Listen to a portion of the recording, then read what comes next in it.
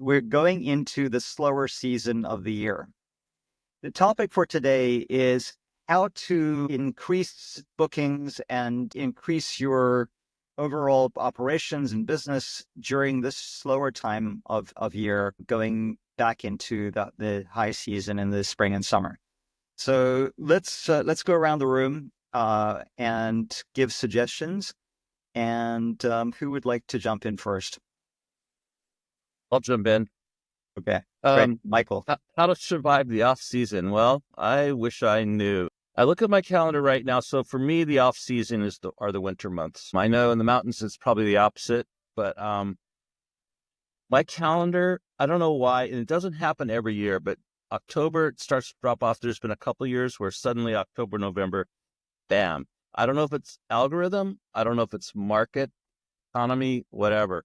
And so, of course, the prices drop and this and that. Now, traditionally, yeah, midterm rentals in that, and I've tried that with some success, and I've tried different things, but I still have not gotten the real answer to it. I've had some success just recently with various things of rejiggering my listings, changing around the photos, changing the titles, repositioning the amenities and this and that, but it's somewhat limited. Added to that, I've been onboarding some properties too, which is great, but it's not revenue. It's not bringing in revenue. So I still don't have a real good answer for this. I think there's much more supply than there used to be, and Airbnb is constantly bringing on new hosts and encouraging new hosts, especially with their new co-host marketplace. So there's this constant thing driving down prices overall. So I'm going to be all ears to hear from my other members of the group, because I know one of them is a genius, maybe all of them, and they're going to give me a clue. So I'm all ears. Go at it. Well, hopefully we all have different things that we draw from, and that's why our audience enjoys watching Real Hosts because they hopefully get something from each one of our episodes. So, who would like to jump in next? Yeah. Yeah. No, go ahead, Ray. And just remind people where you are and your Sure. purpose.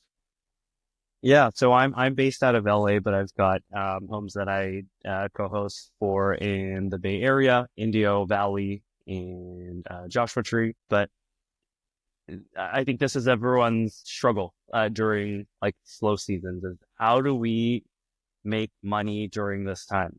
Sometimes you kind of just have to deal with it because it is slow season, and because you can't really, the more that you adjust the prices, sometimes you get guests that come in and they're not the quality guests that you typically get in your normal time hosting throughout the year, and they're a lot more of a headache to deal with than the guests who are okay to pay a certain price. But you'll always get good ones no matter what. But this topic has been discussed before. This is a time where we need to maybe focus more on the business side of things and making the operations more ironclad. If there's anything that you've been wanting to work on from the year, then this is the time to look at that. So if it's better cleaning checklists, I'll be doing that. I'll be making sure I retrain my cleaning folks to make sure that they do everything on the cleaning checklist. They understand it operationally. Now, what are my new auto messages I need to take into consideration, like check in, check out? Is there anything in the properties that people always comment on, like this sink always is leaking, we hear it at night, or this is also the time to change out the smoke detectors? Because into the new year, I'm sure that's going to potentially go off and it'll beep and you'll have to deal with that. I've gotten complaints where people have asked for their cleaning feedback just because of a smoke detector alarm. And being a good host, you kind of have to say yes to it sometimes.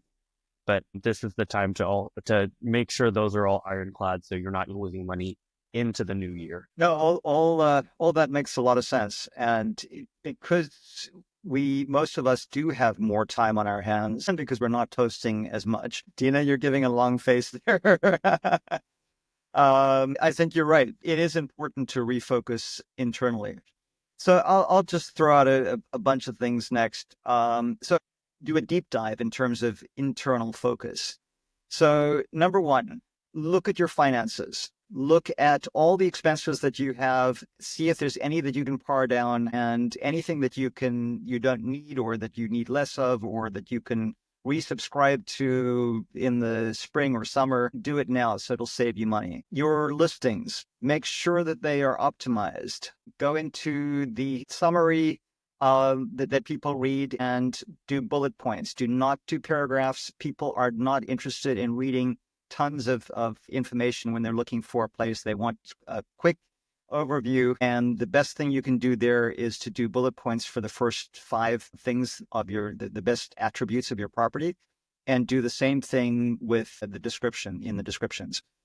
So apart from listing up, and also make sure your photos are optimized as well. If the first photo is not the best photo, and sometimes you need to, even though you think it may be the best photo, it may not be. So you've got 5 photos to choose from, and you can switch them around. And Airbnb provides stats. If you go into the stats area of your listings, you'll see how many views and click-throughs people have done. So you can change it out, and after a week or 10 days, take a look and see if this photo is getting you better results. In terms of getting guests to come back, you don't have any ability to get new guests, but you can definitely remarket to old guests. And you can do that by, if you haven't already done a monthly newsletter, this is the time to put together a monthly newsletter where you can then send that to previous guests and offer them a discount this time of year. I haven't done it yet, but one other idea along those lines is maybe to send a text message and give a code where people can then rebook, because sometimes people have thousands of emails and they don't check their emails. And then the other thing to do is look to try to increase your inventory of listings.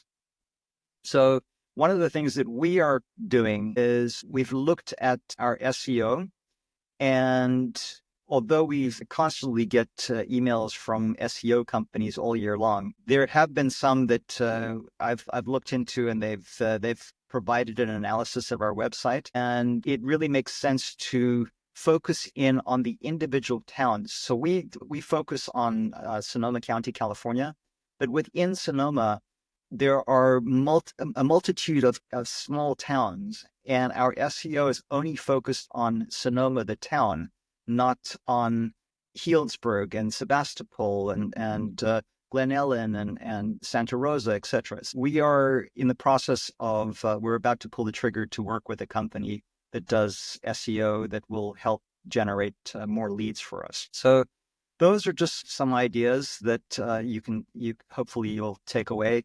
And your business will be more efficient. You hopefully will have more properties to manage, and maybe you can generate some more bookings over this period of time. Yeah, nice. Hot tip. For me, I look at my business through fine-tooth comb. So this is less for individual operators and more for property managers. I like to renovate my inventory. So when I have time, which is very, very little time. It's funny, when I'm hosting, I feel like I have more freedom, because when everyone's tucked into bed, I can relax and look at things. But right now, when things are tight, I look at, okay, an easy strategy to do the math is look at your general expenses, divide it by how many properties you have. And that is what it takes per property, what each property kind of costs you. It's just a very simple way to look at it. I have a little bit more of a fine-tooth comb as to what each property costs to run. And then I go and I look at what is the commission that I make on all of these properties and compare. So let's say I'm spending about $7,000 per property to operate. That's salaries, subscriptions, my car, my cell phone, everything. But the property only brought me in $6,000 in commission. That one's cost me money. She's got to go. Especially if it's empty right now. It's a dud unless you think it has potential or that wasn't a full year's worth of earnings, right? So I use that as a measuring stick. And let's say you made $10,000. Well, then that means I only profited $3,000. Is that property worth it to me to keep? So I always look at that. If I have a great relationship with the owner, if they're really easy, perhaps there was a renovation or a lot of owner use, I'll have discussions like that. But I don't want to be carrying a bunch of properties that are just bringing in a little bit of a profit margin, because at the end of the day, that's taking away capacity for a really good one. So I know it kind of seems counterintuitive to let go of a property. Like, properties are what make us money, not guests. It's by bringing on a property. A 40% occupied property brings you in more money than an extra 2 guests would. So that's where I look at it. I'm like, okay, is this a good enough property to keep? Or can I open up my capacity to onboard something even better? Even if something even better isn't sitting there right now, this is a great time of year and a great excuse in the new year to be like, listen, I've looked at my annuals. Sorry to say, I can't keep you unless you're willing to pay a higher percentage. And here's why. And that's how I actually get rid of clients, is I raise my commissions. So I'm like, listen, it doesn't make sense for my company to keep this costing me money every month. Would you be open to that? Or goodbye. Here's a referral. So that's super important to me. And then I always I hate saying to people cut costs, because that's such a minute amount of savings, but it psychologically feels better. So sure, you're cutting a subscription that's maybe $800 a year when you could be focusing on trying to get a guest that's bringing in like $10,000 contract or whatever. But it feels spiritually better to know that some of these things are purged. So I do that. And it's actually a monthly practice of mine when I'm going through where Visa statements and bank statements. I literally have a table that has January costs, February costs, etc. And then so in November, I'll look at what's coming up in December from last year. And I'm like, do I want that to renew? Is there a better deal? Especially with Black Friday, there are, when Lawrence said renewals, like there are opportunities to save. Cell phones. Always there's great deals. You could cut your cell phone bill in half right now. So spiritually, that feels better, and it's not a huge task to do. So I always look at the month ahead. What are the subscriptions that are renewing? Do I need them? I do feel we're very software heavy in this industry when we don't need to be. And now is the time to reevaluate those. And then I do not have time on my hands because I am busy onboarding, and it feels like you're working for free when you're busy onboarding properties. But just know that is the number one way for property managers to earn. So to spend that time onboarding in the slow season so that you have a ton of opportunities to earn in the summer is probably my biggest recommendation. It just hurts. It hurts to do all this work before the earning really kicks in. So hang in there.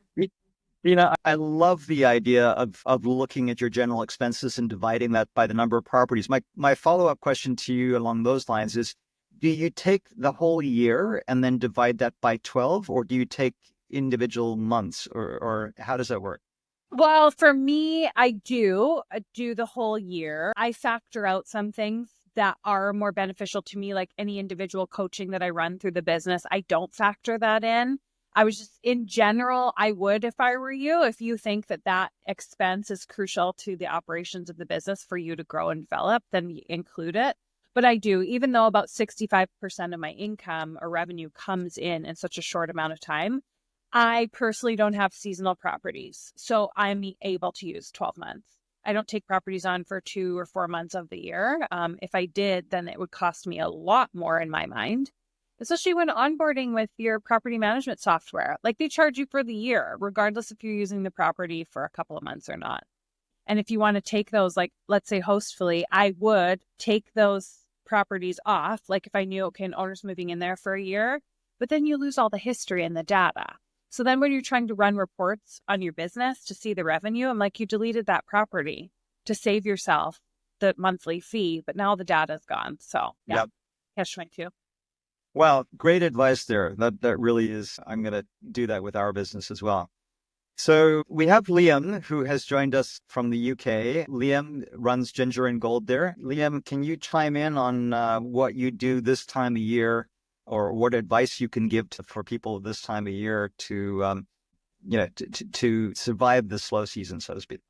Yeah, certainly. Thanks, Lawrence. And I love what Dean has just said, because it's so important that, hey, do you even need to survive with these units? I think that's the first thing. Don't go, oh, I need to survive it just for for pride. We're in this to make money ultimately. And if it's not going to make any money and you're going to, lose more here than me just trying to keep it running, then perhaps there's times where you look at different units, or even if you've only got the one unit and it's not working in that one, the one thing that if you do need to close it, so if you're listening to this going, do you know what, I just don't think I can save this unit or save this business, don't be afraid to close it down. The one thing that stays with you is experience, so, and we're going to see a lot of hosts during the next 6 months. I think a lot of people will exit either by their own choice or maybe not, because the effort may not be worth it in their particular business. But for me personally, how do we survive, bad seasons and things like that? So the first thing I'd say is mindset. Is every year I get to certain months, I'm like, oh God, this is awful, because it is just the mindset. It just happens in holiday lets and short-term rentals, like where you have that kind of up and down period. This year obviously is particularly bad because of inflation, what's going on in the world, and there's a lot of saturation in many markets. So what we're doing basically is the two metrics, and I think this has been mentioned, but just to hit it home, you've asked what we do. So what we do, we just focus on making sure that the guest experience is as best it can be. Those 5-star reviews, it's no coincidence that when we get we had 8 5-star reviews in one day last week, and then we got a surge of bookings. So it is connected, right? Just make sure that you don't lose sight of the fact that guest experience is one of the top things. And like Dina says, just plug in more units, because at a time where you're thinking, oh God, this is terrible, I might need to get rid of my unit. Well, that means there's loads of units up for grabs. There's going to be these big companies, which are probably bigger than our companies, which are doing a worse job at managing, and they're getting hit harder because they aren't looking at the guest experience. They aren't checking the listings every day to make sure they're optimized and moving pictures around. And because of that, you might pick up units which will pay more than the existing ones. And those two metrics alone, guest experience and number of units, is the two things that I'm looking at this winter especially. Obviously, you can look at more of the detail like occupancy and average net daily rate and RevPAR and all that stuff. But ultimately, if you just focus on the first two, the rest of the stuff I find looks after itself. And we're losing units, full transparency, as I'm always transparent on these. We're going to be losing 4, maybe 5 units. That is out of 30 units. That's a sixth of my stock. So ultimately, we're going to be losing a lot of that, but we've already got 2 coming on. I've got another one lined up, and even the big companies, they churn a lot all the time. Somebody across here who's buying a lot of stock at the moment is a chap called Dale from Host and Stay, and his motto is go so fast that if the wheel comes off, you've got time to put it back on. So all he's doing is just onboarding properties constantly. And that means that his churn is quite high, because unfortunately there are people who leave his service. But ultimately, his revenue, bearing in mind that obviously we're a business and it's profit overall, he makes more profit. So my aim for this winter period is to do all the stuff which has probably been mentioned on this. I've got a couple of softwares which were, I'd never keep them for long periods if, they signed up at a whim and that sort of thing. Checking listings regularly, all of that stuff, emailing people, getting direct bookings over OTA bookings, all that stuff is going to help. But ultimately, the stuff which really makes a difference is going to be number of units, number of guests from 5-star experiences. So that's what we're doing. Super. Well, I think that's a wrap. We've gotten some great thoughts and feedback in terms of how to pivot your businesses over the wintertime. Hopefully you got some valuable insights from all these things. Please share this episode with other hosts that this would be beneficial. Like the episode and follow us, and we will be here again next week. Liam, I don't know if you've got another topic lined up. If not, we'll post that in the comments. Yeah, I'm always born ready. Let me share my screen. Okay. Wheel of names, random name picker. There we go. Let me know when you can see that. Yes. All right. We're going to spin the wheel. All right. What's going to be our topic for next week? And the topic is, okay. General. Effective property management tips. Effective property management tips. Well, If you are looking for effective property management tips, join us again next week on another episode of The Real Hosts of Short-Term Rentals. Thank you again for joining us, and we look forward to seeing you again next week.